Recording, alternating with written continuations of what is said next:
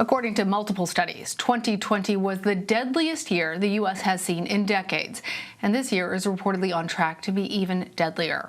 Some criminal justice experts say that a growing number of guns on our streets play a major role. For more on this, I want to bring in Scott Wolfe. He's an associate professor of criminal justice at Michigan State University.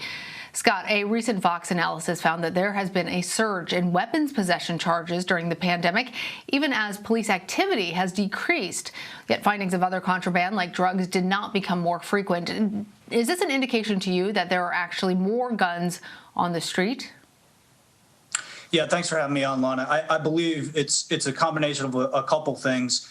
There's clearly more guns on the street, and I think one of the biggest driving factors behind that is offender emboldenment, which is part of a larger legitimacy crisis that we're facing in policing today with community relations. What could be causing this uptick in illegal gun possession?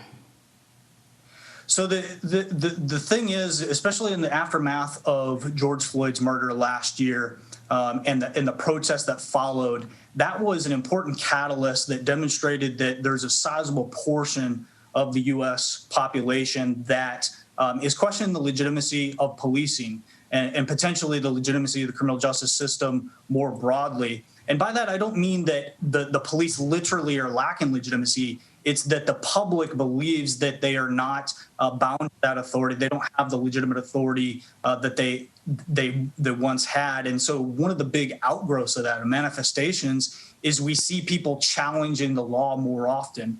And I think one of the biggest indicators that we're seeing in especially large cities in the U.S. is greater gun violence, more guns being carried, more guns being used. There's more shootings; those are up. And then obviously the ultimate consequence of more violent crime and more homicides in our cities. Scott, legal gun sales have also been on the rise over the past year. Do you think that is also contributing to a surge in violence, or are most of these violent acts being committed with illegal weapons? So that's a great question.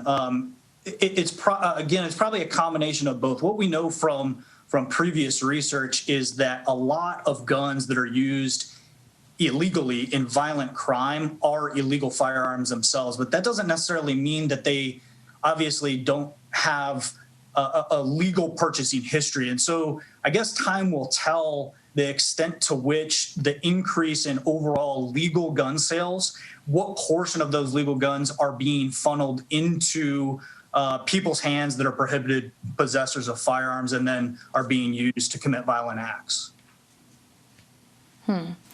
Well, in the Vox report, you argue that the rise in criminal gun activity is part of, as you were explaining before, a legitimacy crisis in the criminal justice system. There are a lot of necessary reasons, obviously, for us to be questioning the way that policing is done in America. But if what you're seeing is a rise in illegal weapons and criminal activity as a result, how do we reconcile the necessity for reform in so many ways with this violent surge as you're seeing? Yeah, so when we talk about the legitimacy crisis, kind of three outgrowths of that, we see a tremendous pullback of police activity over the past year, so a lot of depolicing. There's depleted trust overall in certain portions of our communities, and so the public is less willing to call the police for help. And so we see also, like I said, the offender emboldenment. And so you have this trifecta of a legitimacy crisis that's really manifesting in police pulling back from their activity, depleted trust, offender emboldenment. Those all three are factoring into people being more willing to carry guns because they're questioning the law broadly, but also because they're seeing over time there's fewer police officers on the street.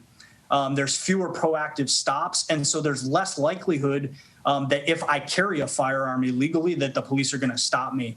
And so reconciling that and moving forward is trying to find ways, right, to enhance the police activity in terms of giving them the power, empowering the police again to do their job, to fight crime in ways that we know how they can, but also empowering them to find ways and making them responsible for finding ways to work with the community more than what we have in the past, to jointly develop ways to combat violence. And so we're not speaking past one another, but we're truly working hand in hand between the community and law enforcement to find good ways to stem the violence in our communities. All right. Scott Wolfe, thank you.